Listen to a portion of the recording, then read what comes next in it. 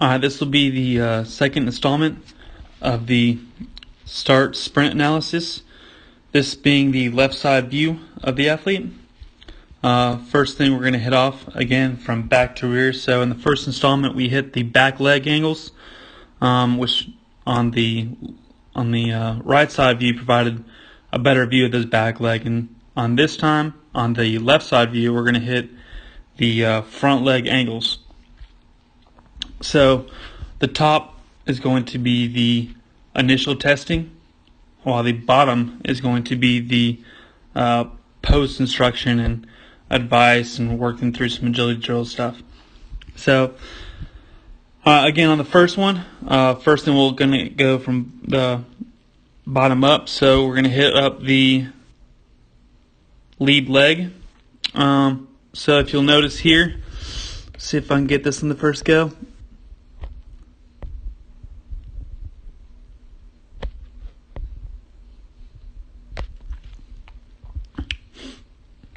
So the lead leg angle is going to be a little bit sharper than what we would like. So typically the ideal lead angle leg is going to be about 90 degrees.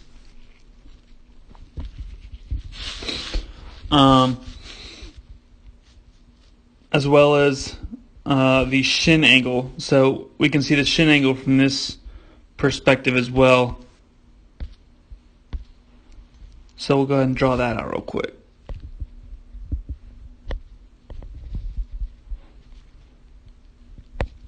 Alright, so the shin angle from this direction is going to be about 60 degrees. Now ideally, again, it's going to be less than that. So let's look at why we do these angles this way. So the reason the shin angle is going to be typically a sharper angle of 30 degrees is look at the path of force, which once applied is going to travel. So essentially it's going to travel upward, which is something once we start is not something we want. We want the athlete to maintain that, nice leaning posture and not getting upright as soon as they're out of the gate. So let's pretend. So again, in the post video, on the bottom video, we will look at the shin angle again. So it's a little bit harder to decipher because I'm not directly beside her. However, it is a little bit difference.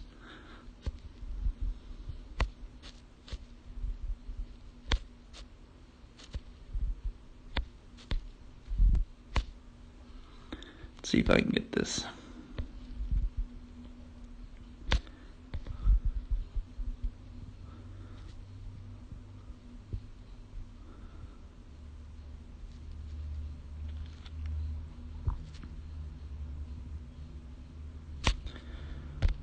Let's actually take into account my angle.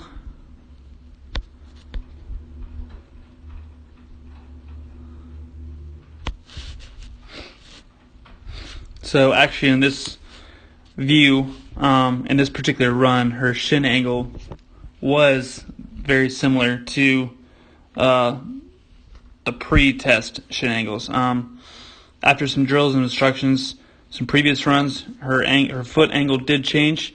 Some limitations of this, obviously, first thing is going to be some ankle mobility issues.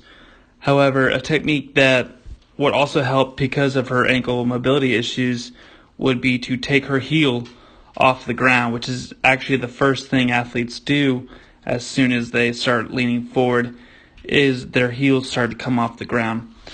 So as we can see in the first video, let's see if I can get it. As soon as she starts running,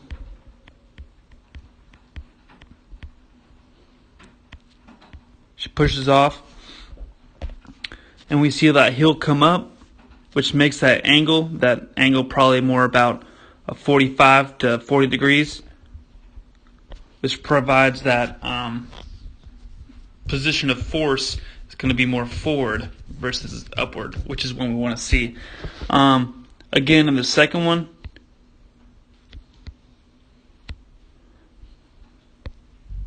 you can see an even sharper angle here. So she does know that her angle needs to be sharper.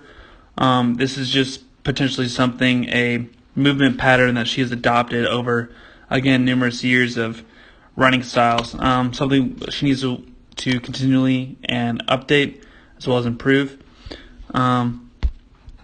So on the last video we talked about her actual hand placement. So in the first video you can see it pretty clearly how high it is, and you can see that initial movement up right here as soon as she's about to take off.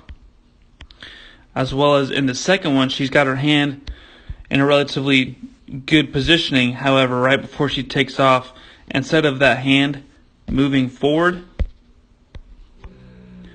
we see it shooting back right before taking off. So again, this is just a common movement pattern that she's not used to and or comfortable with, and this is something we'll need to continually work on.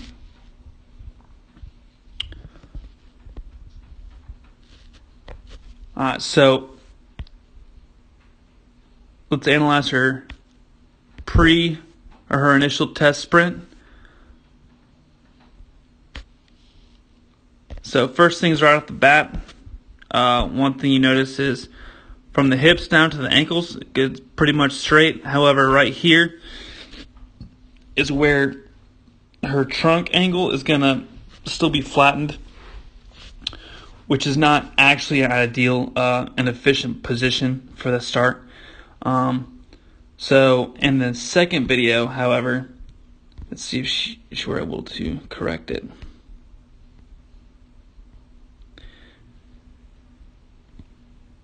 She actually pushes off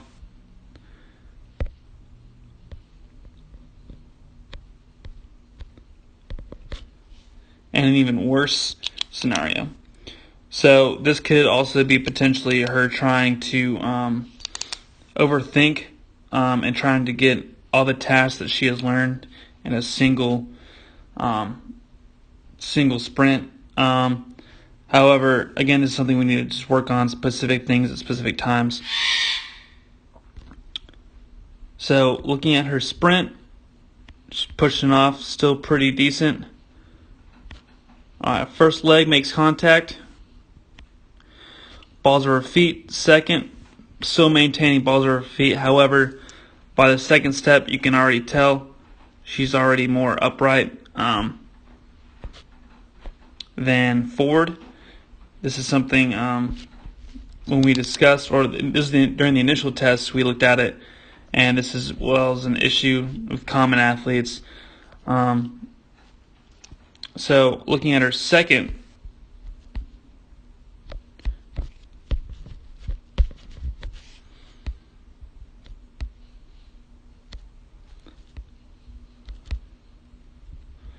so by actually her second step, she is still actually in a better posture than when she started. So it was just that first initial takeoff, and then after that she maintained a good posture and good forward lean into the sprint.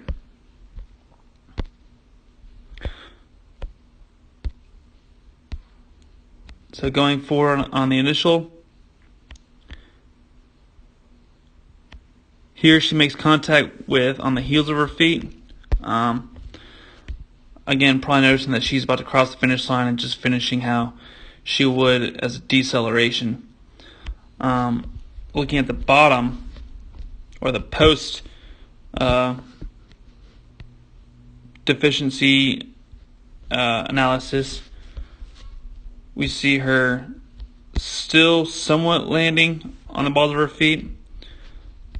However, on this last step, slight deceleration. However, she's still in a good foot posture here all the way through. So looking at her overall time,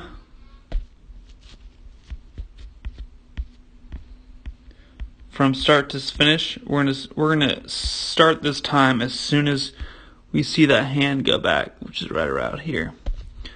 So start it here. Hand goes back. Before she even moves, essentially 0.2 seconds have gone by. Coming forward, again, as you can see it, her hand motions a little bit in front. They're crossing over her body, actually, as you will see in the next segment during her anterior view, but ideally be more out. So let's start that over.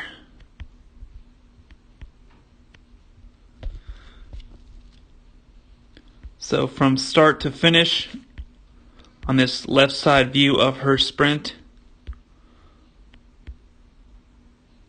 it's going to be approximately 1.5 seconds. For the pre, for the post,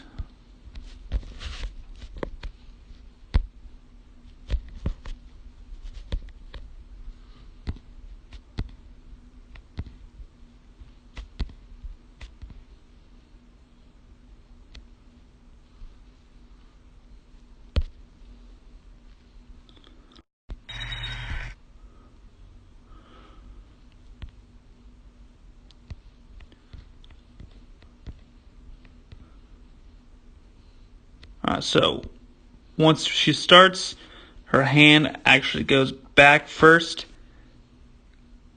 and again that 0.21 seconds variance before that initial takeoff. This again, movement patterns are going to be her biggest issue. This is muscle memory just trying to fight against what she's trying to address.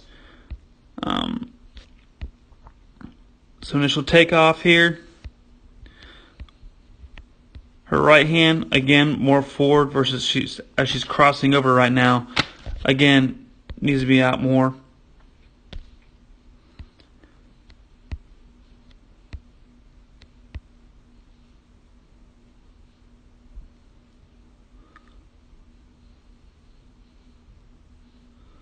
So, all in all, from the pre and the post, the differences in timing is actually not that much. It's going to be 0.01 or 0.02 seconds off.